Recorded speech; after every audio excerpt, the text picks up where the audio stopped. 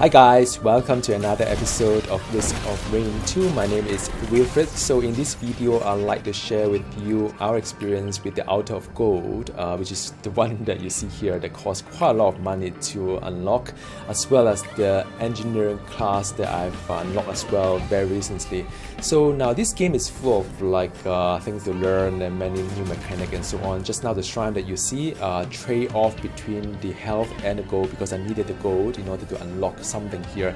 So now what the Altar of Gold does is that it does nothing when you touch it, but it says that a golden orb appears. So after you have completed the stage, which is down the boss, then the golden portal will appear, whereby inside there's a new mechanic, there's a new game mode with a map that's not too big, but it's very exciting. So you'll see in just a bit. So here is when we spawn the boss at a hard kind of like a difficulties, because the difficulties scale up as time goes by. Although this is a casual kind of game mode, but it still can get a little bit exciting as time goes by. Now this is the Imp Overlord. The Imp Overlord does a couple of things. One is that of course it teleport around like crazy. Another one is that it drops things on the floor, whereby you should kind of avoid them, and also spawn quite a lot of stuff around it as well. So it's I think if you're playing a a class that's very good at mobility like the Huntress, this fight could be quite easier, but as an engineer that I'll explain in just a bit, because the turret can't really position that fast, it can get a little bit annoying because the boss will keep going out of range from the turret, and the engineer doesn't really do a lot of damage. It's the turret that does the most damage there. So I'll talk a little bit about that as well. But I mean, it's really nice. The whole boss, the Imp Overlord, a little bit different from the rest of the bosses as well. Very high, kind of got all the melee, got all the AoE, and also teleport, and it's just beautiful. The bosses are meant to be this big and this exciting. And so after the boss is down, then you can get get the loot there. If you are two people, you'll drop 2 items, but there are actually opportunity for you to get more loot, and I'll talk a little bit about it in just a bit. So this is the golden portal. Once everybody is ready, you just step into it instead of going to proceed through the teleporter. You go into the golden portal. It's the same thing, but you get the new kind of map here. Now my advice is that when you go into this hidden realm, don't get overexcited and walk around and get overwhelmed by a lot of mobs, because you'll spawn a lot of mobs, because in order to rebuild the Helicon here, like you see here, it costs quite a fair bit of money. So $274 was the cost, but as you escalate, as the difficulty escalate, it get more expensive as well. So you need the kind of money in order to unlock all of them. And you see that the boss actually gets spawned before you even get to the 7. Why? Because the mechanics are such. When you rebuild around, I think, 5 of the Helicon, the boss will start to spawn, and once the boss spawns, it will be immune. So you cannot destroy the boss at all, but you have to go and clear, rebuild all the Helicon.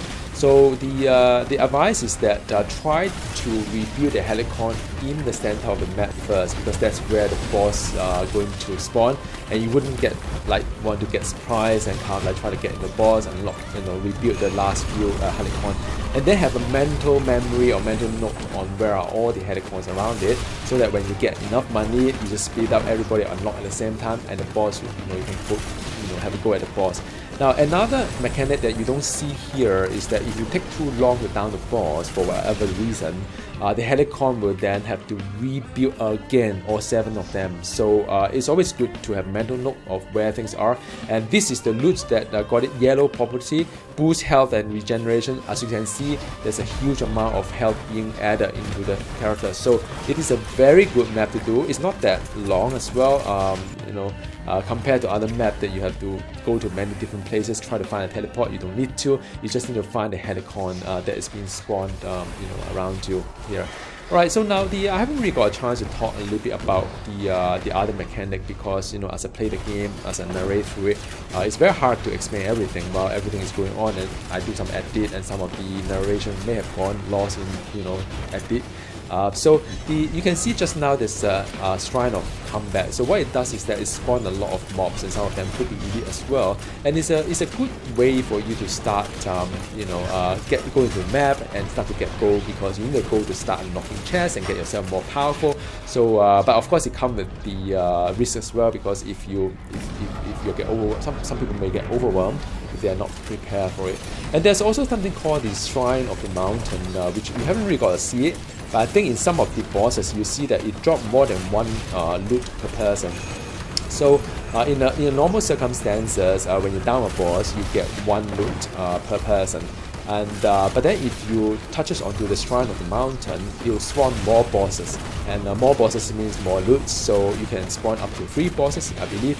But of course, things get a little bit harder as well, because the bosses will work together against you, especially a lot of like those insane AOE kind of thing. Right.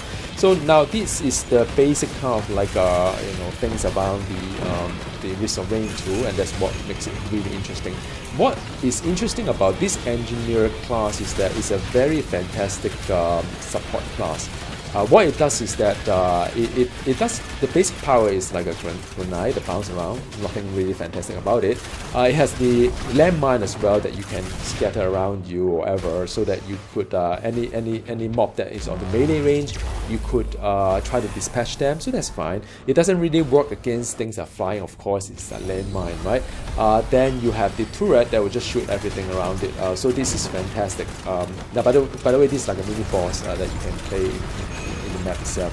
So it has that, and it has a shield as well. The shield is the one that protects everything inside, friend or foe. So what it means is that if a melee kind of boss or mob that walk inside the shield, nobody can like destroy it unless you are in it with the boss in the shield. So you have to position your shield kind of like clearly, and you would have to say, for example, you have to aim on the floor when you shoot off the shield. So that's very fun. The drawback of an engineer is that it doesn't really have a lot of good mobility. Unlike say hunters that can teleport, unlike say commando that can dodge, you can't do any of those things here. You can only drop shields for yourself, for a teammate. That's about it. Repositioning of the turret also has a cooldown, so you try to react to a situation. If you don't feel that you need to drop 2 turret, drop 1 first, and if the situation calls for, drop another one, because you can always space out all your turret along your path of destruction, so I say. So this is one of the boss that is quite a hard kind of boss. In general, this is quite hard. It's a lot of explosion, a lot of AOE kind of thing. But with the shield, things get a little bit easier, and that's what we are doing here. All right. So now, what are the mods that are good for this engineering class? Is that mods such as the reset cooldown, for example. There's a mod that reset cooldown. So as you kill off enemies, there's a chance that ammo clip may drop, and when the ammo clip drops, then you can reset cooldown, and then you can have more shield, and then you can reposition your turret. So that is a really good mod for the for engineer class, at least from my perspective. Attack speed, of course, it does matter as well. Another thing that, because attack speed matter because the turret inherit all your mods as well. And another thing that I find it very useful is that as you stand still, you heal around yourself, so that is no big deal. But because turret never moves, so turret will always have a healing aura. So I found that any mod that would give the kind of like opportunity to heal as you stand still is very good, because the turret get healed, and if you stand around the turret, you'll get healed as well. Any of your friends and the team as well, they can get healed. So there's a pretty good options there as an engineer, as the class here. Like for example, you see the turret there has a lot of like a plus sign to it, so if you stand around it, you get healed. So that's very nice. Engineer does have a lot of creativity as well. You need to see where you position your shield, where you position your grenade. And by the way, these are the extra loot I'm talking about, because we have pray to the shrine of the mountain, and challenge accepted, it says. And what it does is that it gets you know, you get extra loot, but you got extra boss, or it get harder as well. Alright, so now the last clip is going to be the last kind of like a boss fight, because things get really hard. The next one you see is going to be the I'm coming for you plus the ha ha ha ha ha ha ha, which is the highest difficulties, although it is at the easiest setting right now. So there are three different settings. I think Drizzle, Rainstorm, and I don't know what's the third one that's pretty hardcore. So the difficulty, of course, you know, you have those settings as well. But as you play the game, as time goes by, the difficulty escalates as well. So you have to push for it, get a little bit faster. But you know, you have to also be mindful about, you know, things around you. Now this is the boss that I make a mistake, but I learned from it. It will pull you in, so you try not to stay too close. I wanted to go a little bit closer to drop a turret, and that was my mistake. And also never turn your back against the boss, because they will just suck you right in. So you can see that it go into a phase whereby you start to pull everybody in, and because there are three of them, the pulling factor is really strong. I would say that stay somewhere behind the rock, just in case when you get pulled, you can use a rock to block yourself from being pulled into the boss and get swallowed up inside, like what you've seen in just a bit.